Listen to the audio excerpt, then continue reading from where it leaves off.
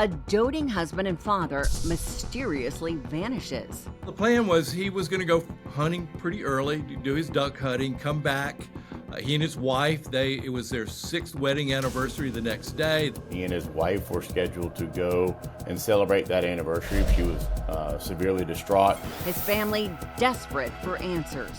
There really weren't a whole lot of clues other than the fact that it simply looked like he went duck hunting and he did not return. They thought maybe he'd fallen out of the boat and maybe he'd hit his head, and they were hoping they would find him alive. Maybe an alligator or several alligators had gotten Michael and they had eaten him. How would you describe his last moments? Confused and terrified.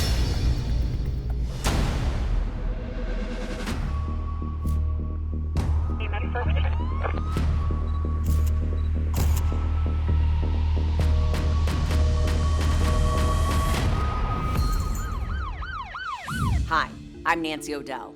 Today's Crime Exposé takes us to Lake Seminole, Florida, located 60 miles northwest of Tallahassee. It was here that 31-year-old Mike Williams went duck hunting alone and never returned. As law enforcement launched a massive effort to bring him home, they never could have imagined the stunning direction their investigation would take. As cold winds swept in over Lake Seminole, Mike Williams' family became concerned. He set out in the morning to go duck hunting and he never returned. So once mid-morning starts rolling around, people started getting alarmed as to where he was. You know, his wife expected him to come back around noon. They had a big evening. They were going to go celebrate their 6th wedding anniversary, so he was expected to be back pretty soon, and he didn't show up, and that's when she started to get worried. How reliable was he known to be? He was very reliable. He was a devoted father, devoted husband, hard worker. For him not to show up was a pretty big deal. His wife, Denise, seemed to be very worried. She called her father when he didn't show up. They started calling friends, if maybe he was with them. His best friend, Brian Winchester, and his dad went to all the places that they knew that Mike liked to hunt around Lake Seminole. Was it normal for Mike to go duck hunting by himself? It seemed to be unusual that he went by himself because everyone said he typically went with someone. They started searching, and there was a lot of concern. Every second counted, and they scoured the area for his boat and his truck. The leading theory was that he had gone out duck hunting and his boat had turned over or something had happened and caused him to fall overboard. When Brian and his dad went looking, they went to all the spots that they knew he liked to launch his boat from. They found his Bronco and the trailer. His truck was found on the north side of Lake Seminole. There really weren't a whole lot of clues to it. They expanded their search, hoping to locate Mike's boat. It was Brian Winchester that ended up finding it with a friend. Did they find any clues inside Mike's boat? There were some strange things about the boat. One was that there were 2 life preservers in it. There was Michael's shotgun was still in its case. The motor had run out. The motor was was on, but it powered out. But the tank was full of gas. That was what kind of got a lot of people wondering what really happened. That's when alarm turned into panic, and Mike's family notified authorities, who quickly took action. They started rallying their troops, if you will, and started taking command of the search and what they assumed and hoped would be a rescue operation. The thoughts were that he was on an island or something along those lines, kind of beached and couldn't get back. So everybody was out there looking. They had helicopters for FWC as well as people that live out towards the Lake Seminole area. But it was tremendously challenging. Lake Seminole comes out of a river. It's a reservoir, so it's actually created by a dammed up river, and it is very, very large. It actually it starts almost in Georgia and comes down. I mean, just a very, very large lake. And of course, there are marshes all around it. They ended up bringing in cadaver dogs to see if maybe they could find a body somewhere washed on shore. As the minutes ticked by, the entire community was baffled by his disappearance. Everybody came together as a community hoping to find him, but the vast majority of thoughts are, how could this possibly happen to Mike Williams? He's such an experienced duck hunter. He knows the rules, he knows the safety aspect, he's trained himself in safety aspects. At one point, he had taught himself how to get out of waders should he fall over and start drowning as a result of having waders on. Mike was extremely experienced. He'd been duck hunting almost all his life. As day turned into night, the theories became even more ominous. Maybe an alligator, because there are quite a few alligators there at Lake Seminole, may have possibly gotten him. It was horrifying because alligators don't eat you whole. They take you to a hiding hole that they have and may feast on the remains for quite some time. So it's a horrifying death. So the theory was that that's why a body had not been found and things along those lines, because an alligator had taken him. Little did Mike's family know, it was just the beginning of their long and painful nightmare. She noticed a man climbing from behind. He pulls out a gun, pokes it in her ribs, trying to force her to listen to him.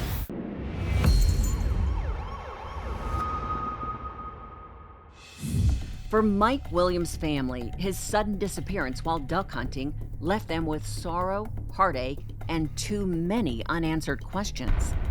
The fact that they never found a body, did the alligators really get him? There was no obvious signs of any kind of foul play. By all accounts, he was supposed to have been alone, gone duck hunting alone. As you investigated this story, what did you learn about Mike Williams? He was, from all accounts, an all-American kid in high school, married his high school sweetheart. He really came from nothing and made himself into what he was. He earned a six-figure salary as a property appraiser in Tallahassee. They seemed to have an ideal life. They just had a really close family and was really just basking in the joy of marriage and his newborn daughter. On the day of his disappearance, Mike and Denise had plans to celebrate their 6th wedding anniversary. But as the weeks went by, his family had to face the devastating reality that he might never be found. About 6 months later, what ended up happening was a fisherman found his waders and his jacket in the water. And that seemed, for law enforcement and for judges, that seemed to clinch it that Mike was dead. A memorial service was held in his honor. It's a hollow feeling usually at those type of memorial services, because you're still wondering, are they going to, is the body going to show up, or is he going to come knocking on the door one day and show up? It's that lingering feeling of doubt that you just don't get closure. While Denise focused on raising their daughter, lingering doubts remained for Mike's mother. She would declare he was not eaten by alligators, he's not dead. Can you please help me find my son? She even went as far as buying billboards here in town for saying the same. Had a helpline. She would contact the governor. She would contact Florida Department of Law Enforcement and any other persons and agencies that would listen to try and get their assistance in order to renew the search and try and figure out and open an investigation as to Mike's disappearance. Why was Mike's mother so convinced that law enforcement needed to keep looking into Mike's disappearance? It was just motherly instinct. She knew he was not in Lake Seminole. She knew he was not eaten by alligators. There was a lot of whispers, a lot of concern what really happened to him. Years went by, and Denise Williams tried to move on.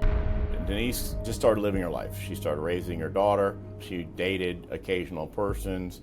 Eventually, her and Brian Winchester, who was Mike Williams' best friend growing up, eventually ended up getting married. But years later, the couple grew apart. Eventually, Denise and Brian became separated, and the marriage kind of sat in limbo. He had moved out, but nothing really formally towards divorce proceedings happened for quite a number of years.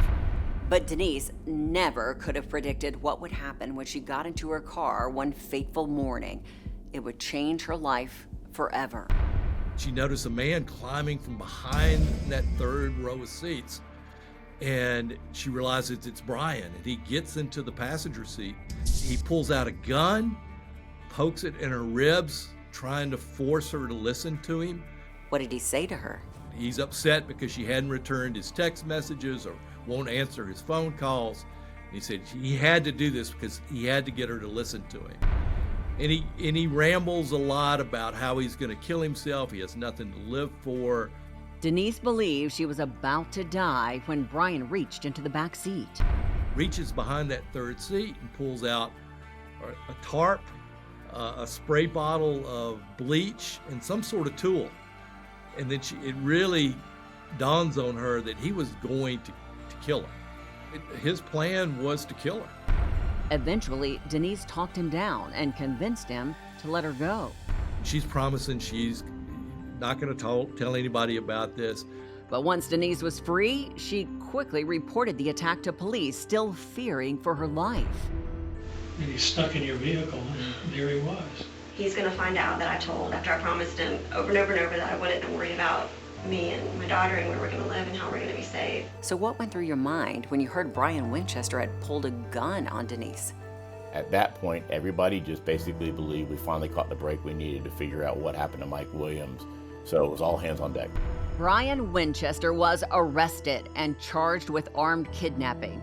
Investigators were convinced they were finally going to uncover what had happened to Mike Williams.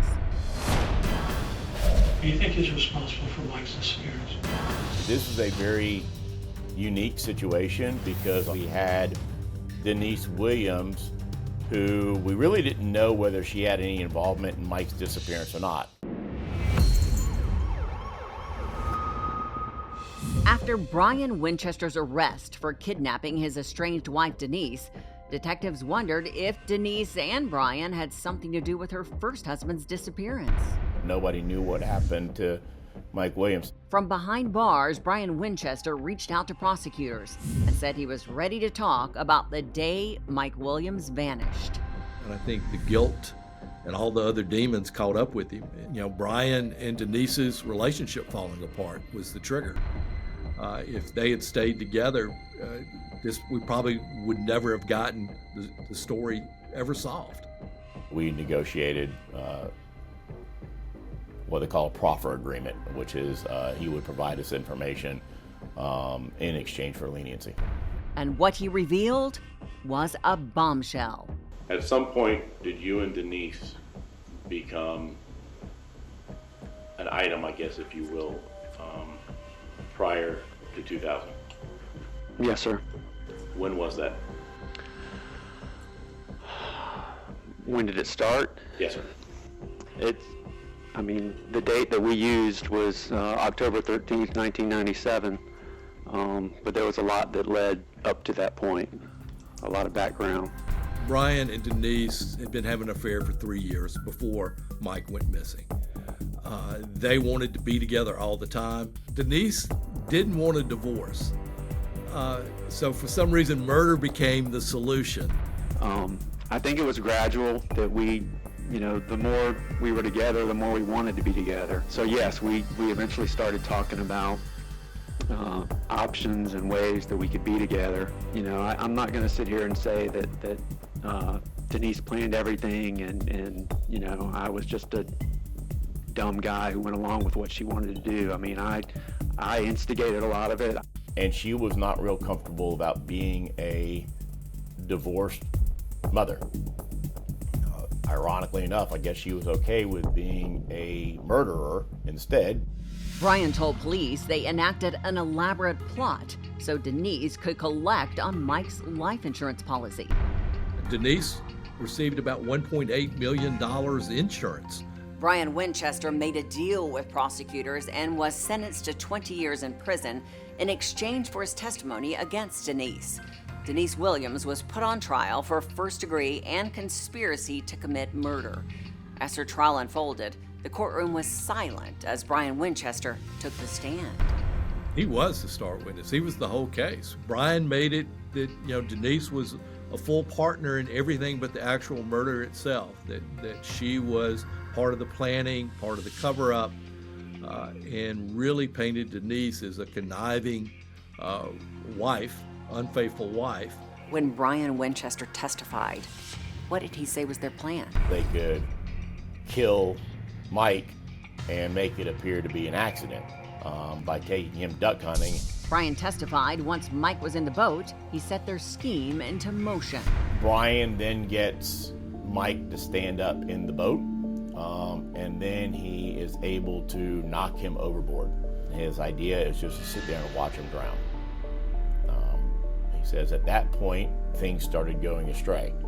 That Mike was able to get out of his waders and was not, in fact, drowning, and had now clung to a stump, yelling to his friend, "Help me, help me, help me."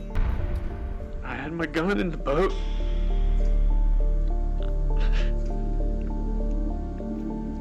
And, so I loaded my gun, and I made 1 or 2 circles around, and I ended up circling closer towards him, and he was in the water, and as I passed by, I shot him.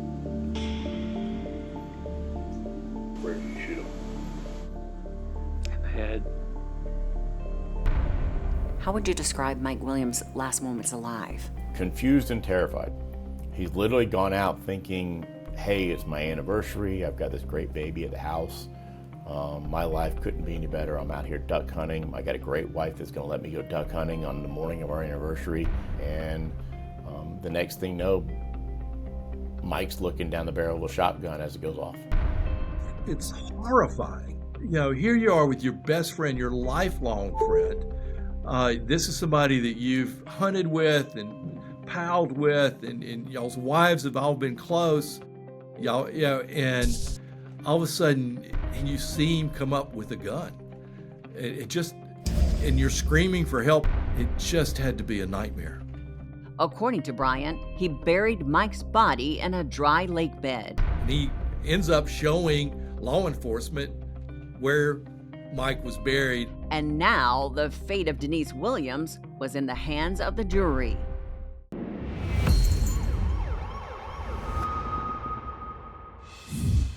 At the end of her trial, Denise Williams was convicted for orchestrating her husband Mike Williams' murder.